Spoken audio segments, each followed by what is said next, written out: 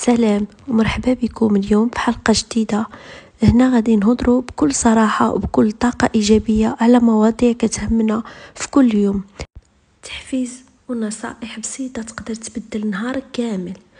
ودابا غنقولك جيبي شي حاجة دافية تشربيها وخذي نفس عميق وارتاحي وخلي ودنك معايا، لأن هادشي اللي غادي نقول يمكن يكون بالضبط اللي كنتي محتاجة تسمعيه اليوم. شوفي، هاد الحلقة موجهة ليك إلا عييتي من التعلق، من الانتظار، من العلاقات اللي كتستهلكك أكثر ما كترتاحك. غادي نهضروا بصراحة على الفرق بين الحب اللي كيخليك فرحانة والتعلق اللي كيهدمك من الداخل. واش عمرك سولتي نفسك علاش كتنجذبي دائما للشخص اللي كيقلقك وما كيرتحكش؟ واش عمرك قلتي علاش ديما كنطيح في الناس ما كيبغيونيش قد ما كنبغيهم؟ يمكن جا الوقت نجاوبوا بصراحة. الحب الحقيقي كيخليك ترتاحي وكيعطيك الطمأنينة، أما التعلق كيخليك تعيشي على أعصابك وقلق دائم ما كيساليش، كيخنقك وانتي ساكتة. الحب كيعطيك الطاقة، أما التعلق كيهدر طاقتك، كيسحبها منك شوية بشوية حتى كتحسي براسك طفيتي من الداخل. كيخليك تحسي كأنك عايشة ولكن بلا روح، كيخليك تضيعي نفسك وانتي كتحاولي تنقدي العلاقة، كيخليك تكملي العلاقة ولكن ما بقاتش فيك الحياة ولا الجهد، متوترة كتخمي بكل حركة وكل كلمة.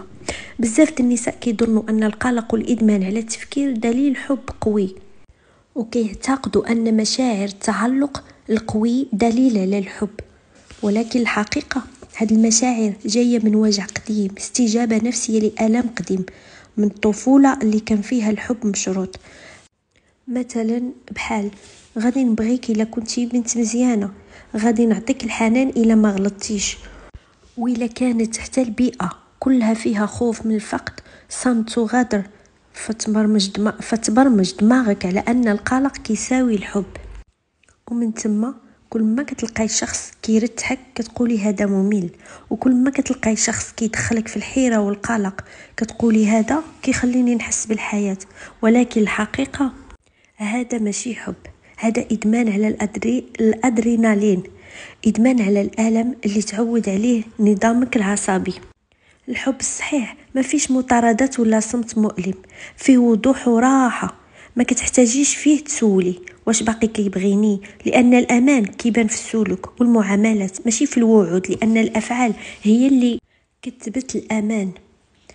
وهنا اللحظة اللي غتخليك تفكري بعمق العقل، واش أنا فعلا بغيت هاد الشخص ولا بغيت الإحساس اللي كيخلقه في الداخل ديالي؟ يمكن ما كنتيش باغياه، كنتي باغية ترجعي تحسي بقيمتك من خلاله. الحل ماشي أنك توقفي الحب من حياتك، ولكن أنك تتعلمي كيفاش تبغي بدون ما تفقدي راسك. تعلمي تقولي لا بلا خوف، تعلمي تعملي الحدود، لأن الحب بلا حدود ماشي حب، هو فوضى. ملي كترجعي تربي العلاقة بينك وبين نفسك كتولي كتجذبي الناس يشبهوا الأمان اللي في الداخل ديالك، ماشي الخوف اللي كان فيك. سمعيني مزيان، ماشي عيب تكوني تعلقتي بشخص، ولكن العيب هو تبقي سجينة في التعلق. التعافي كيبدا من اللحظة اللي كتقولي فيها بغيت نحب ولكن بلا خوف، بغيت نكون في العلاقة ولكن وأنا مرتاحة ماشي مجروحة ومتألمة. رجعي الحب لذاتك، لوقتك، لجسدك ولهدوءك. خلي الناس يجوا كإضافة لحياتك ماشي باش يردوك تتنفسي. خلي قلبك يعرف أن الأمان ما كيعنيش الملل، الأمان هو أجمل إحساس في الدنيا. ملي كتحسي به كتفهمي أن الحب الحقيقي ما كيستنزفش الطاقة ديالك، كتحسي بالسلام الداخلي.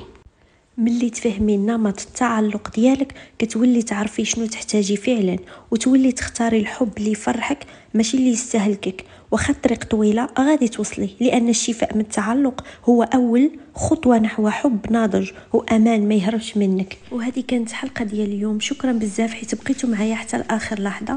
كنتمنى تكون الحلقة نورتكم شي فكرة جديدة، أو على الأقل خلات فيكم طاقة مزيونة لنهاركم. ما تنسوش تشاركوا الحلقة مع الأصدقاء والناس اللي كتبغيوهم، وخليوا رأيكم في التعاليق وتشجيعاتكم لأنها هي اللي كتعطيني القوة نكمل. حافظوا على ابتسامتكم وخليوا كل يوم جديد فرصة للطاقة الإيجابية. الوريدات ديالي خليوا لي في التعاليق شنو الموضوع اللي تبغيو نهضروا عليه في الحلقة الجاية إن شاء الله. بسلامة.